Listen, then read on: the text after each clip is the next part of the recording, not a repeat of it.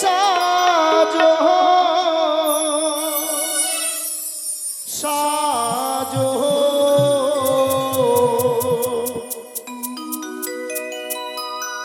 ইয়োরে বাছা লক্ষ্মীন্দ ওই নায়া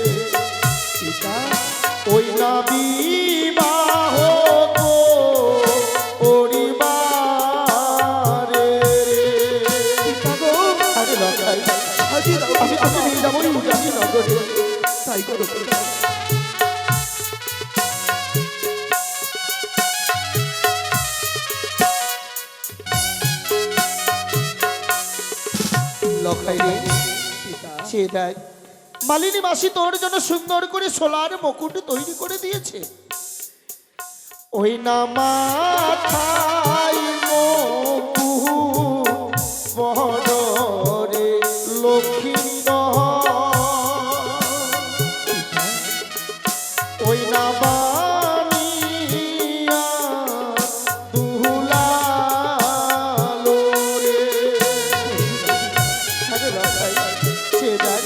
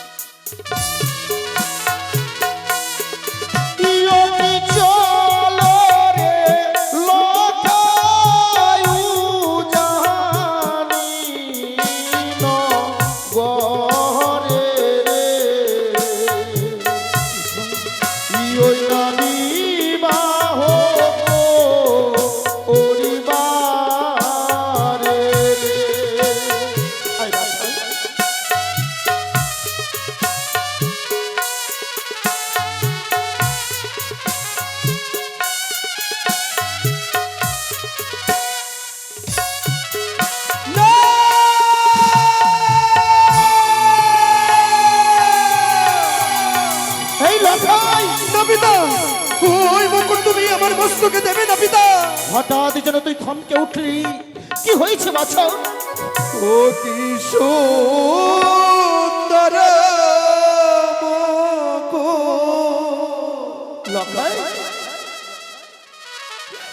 না পরায় মরে, কিন্তু কেন বাছা? আমার পিতা সদা গরব লড়াই রে, এই মুকুট করবি না? তুমি তো পিতা চুরি মেলো, ওই মুকুট চুরি মেলো লড়াই পিতা।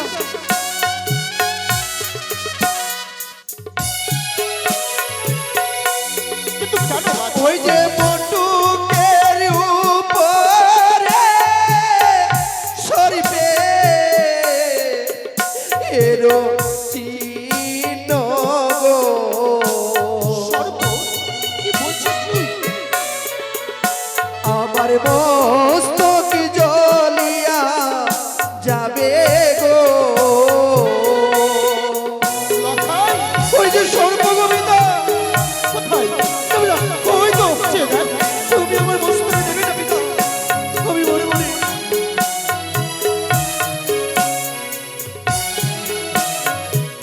লখাই রে, শান্ত হো বাছা, শান্ত হো।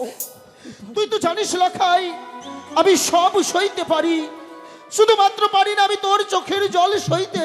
পিতা তুই যখন চাস না এই মুকুট পরিধান করতে, আমি তোকে জোর করব না। সে দেখ বাছা, মালিনী মাসি তোর জন্য সুন্দর করে এই সোলার মালা, এই মালা পরিধান করলে তোকে বর মানাবে। এই মালা আমায় পরিধান করাও পিতা। ইয় না গলা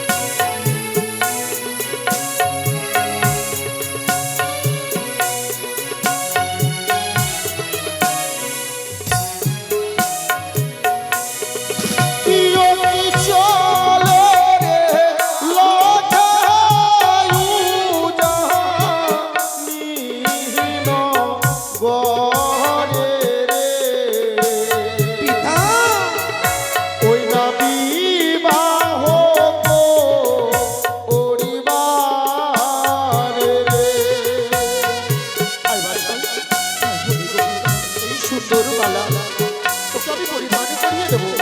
কাছে আয়।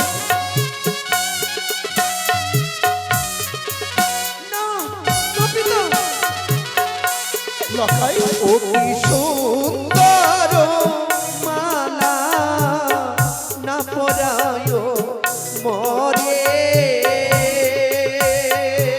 লখাই আমার পিতা সদা গর্ব। কি বলছিস তুই? হে গোবিন্দ, আয় বাছা, পিতা আয় না। না পিতা, লখাই কিন্তু কেন বাছা, কেন কেন তুই পড়তে চাস না?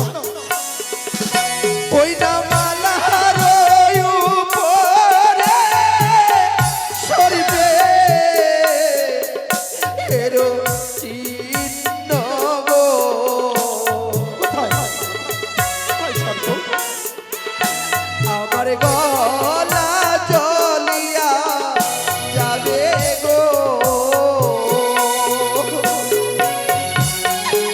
আমি যে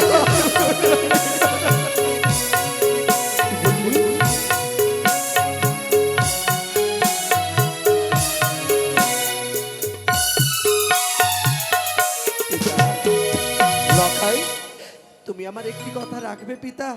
ছি ছি লখাই, আজ মনে বড় আশা নিয়ে এসেছিলাম নিজের হস্তে তোকে বড় ভেসে সাজ্জিত করে নিয়ে যাবো আমি তোকে ওই উজানি নগরে, কিন্তু তুই আমার সকল আশা সকল আকাঙ্ক্ষা তুই আজ ব্যর্থ করে দিলি। ছি লখাই, ছি লখাই রে, বলো না পিতা। আমার আজও মনে পড়ে সেই দিনের কথা, কোন দিন পিতা? যেদিন আমি দক্ষিণ বানর বাণিজ্য সমাপ্ত করে মা ভবানী ইষ্ট দেবতা দেবাদিদেব মহেশ্বরের অসীম কারুণায় 14 ডিঙ্গা পরিপূর্ণ করে কানাই কানাই আমি ঘরে ফিরছিলাম, শুধুমাত্র এই কুচক্রী মনসার কপালনে পড়ে ওই কালীদহের কুলে আমার 14 ডিঙ্গা ধন জন 69,000 কান্ডারি সকল কিছু আমাকে হারাতে হয়েছিল। একথা সত্যি পিতা? সেদিন জানিস লখাই, আমি দিবা রাতি ওই কালীদহের জলে সাঁতার দিতে দিতে মা ভবানীর দয়ায় আমি কোন রকম প্রাণে বেঁচেছিলাম। লখাই রে পিতা, এই চন্দ্রধর বণিক এক মুষ্টি অন্যের জন্য নগরে নগরে ভিক্ষে করেছিল, পিতা কোন রকম আমি প্রাণে বেঁচে ফিরেছিলাম। যখন আমার এই চম্পক নগরে আমি চম্পক নগরে ফেরার পরে দেখেছিলাম আমার চম্পক নগরে যেন সকলে আনন্দে আত্মহারা সকলে আনন্দ করছিল। সেদিন আমি জিজ্ঞেস করেছিলাম যে ওগো, এই দুঃখের দিনে চম্পকের আনন্দে এত কিসের কিসের কিসের? সেদিন প্রজাবর্গ আমায় কি বলেছিল জানিস খোকা? কি বলেছিল পিতা? আমারে নাকি পুত্র সন্তান হয়েছে। তোকে বুকে নেওয়ার পরে আমি ভুলে গেছিলাম সকল ওই 14 ডিঙ্গা ধন জন 69,000 কান্ডারির কথা। তোকে বুকে পেয়ে আমি সকল জ্বালা জুড়িয়েছিলাম। তারপরে এই হাত ধরে গুটি গুটি পায়ে তুই হাঁটতে শিখলি।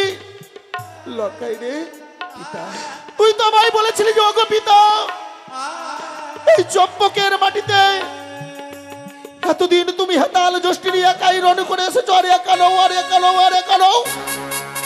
এই চম্পকের ভিড়েতে সাজব পিতা পুত্র মিলে মনসা হত্যা। তবে কেন এত সর্পকে ভয়? আমি কথা দিয়েছিলাম পিতা, কিন্তু কিন্তু আজ তুমি যখনই আমায় ওই মালা আমার গলায় পরিধান করাতে আসো, ওই মালারই পার্শ্বে যেন সর্পই আমায় সর্প গ্রাস করছে। সর্প সর্প সর্প সর্প কেন কেন?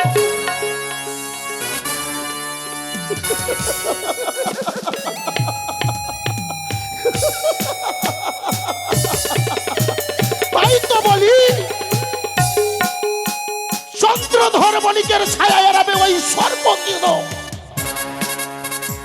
অনেকের জন্য পুত্র লক্ষিন্দরকে বর ভেসে সাজ্জিত করবো বলে হেতাল যষ্টি রেখে দিয়েছিলাম ওই সিজুয়ার মেদিনী ভাতার ছাড়ি বনস।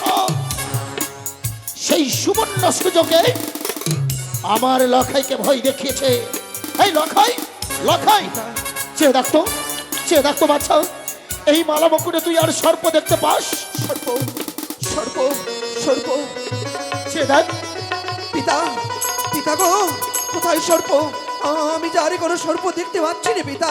তবে লখাই, বলো না পিতা। এই মুকুট আমার হস্তে কেন? নে, আমি তোকে পরিধান করিয়ে দেব। তাই করো পিতা। ওগো আমার চম্পকের মায়েরা, আপনারা সকলে নীরব কেন? উলুধ্বনি দিন, শঙ্খ বাজান। আমি আমার পুত্র লক্ষিন্দরকে বর ভেসে সাজ্জিত করব। সকলে মিলে উলুধ্বনি দিন, জয় জয় মা ভবানীর জয়।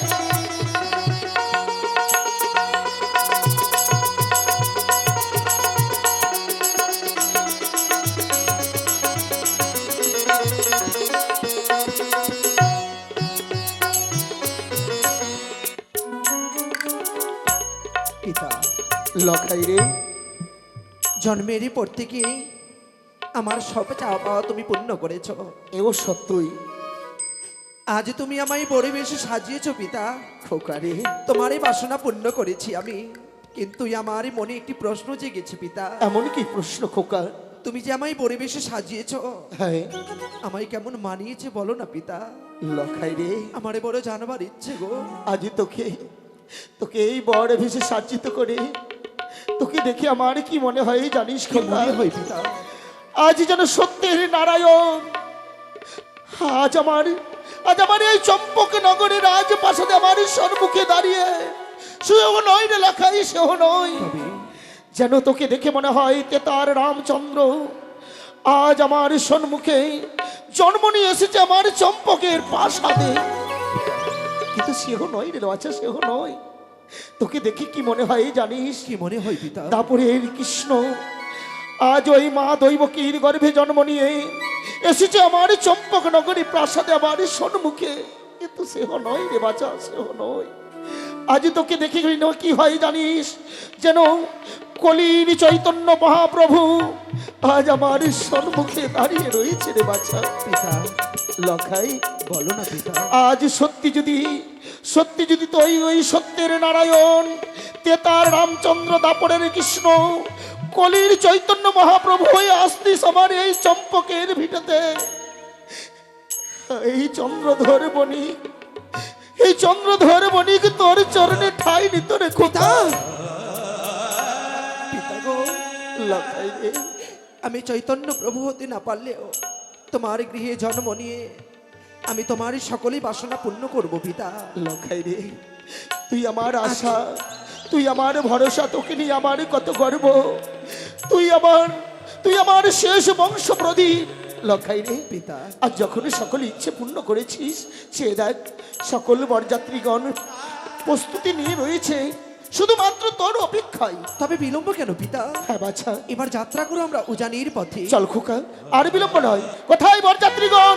এগিয়ে চলো ওই উজানির পিতা, লখাই রে, হঠাৎ করে চলার পথে অমন করে থমকে গেলে কেন পিতা? আজ যে আমি বড্ড বড় ভুল করতে চলেছিলাম বাছা। এমন কি ভুল করেছো পিতা? আজ তোর শুভ বিবাহ, এই শুভ দিনে শুভক্ষণে লখাই রে, যেই মায়ের গর্ভ থেকে তুই জন্ম নিলি, কত না প্রসব যন্ত্রণা সহ্য করে তোর মা তোকে এই পৃথিবীতে এনেছে। হ্যাঁ পিতা। সেই মায়ের আশীর্বাদ না নিলে তোর যে মনোবাসনা পূর্ণ হবে না খোকা। পিতা, হ্যাঁ রে লখাই, তুমি সত্যি বলেছো পিতা। তাই আর বিলম্ব নয়, যা তোর মায়ের কাছ থেকে আশীর্বাদ নিয়ে আয়। তুমি আমায় আশীর্বাদই করো পিতা। জয় শিব শম্ভু। দুর্গা দুর্গা দুর্গা।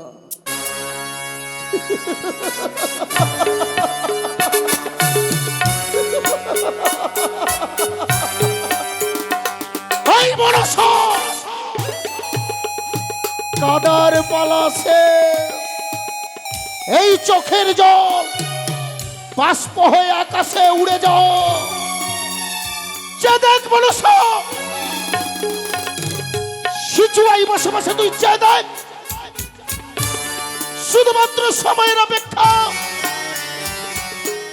এই চন্দ্রধর বণিক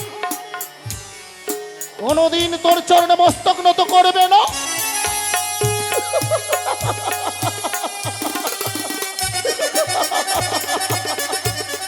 তুই কি ভেবেছিলিস এই চন্দ্রধর বণিককে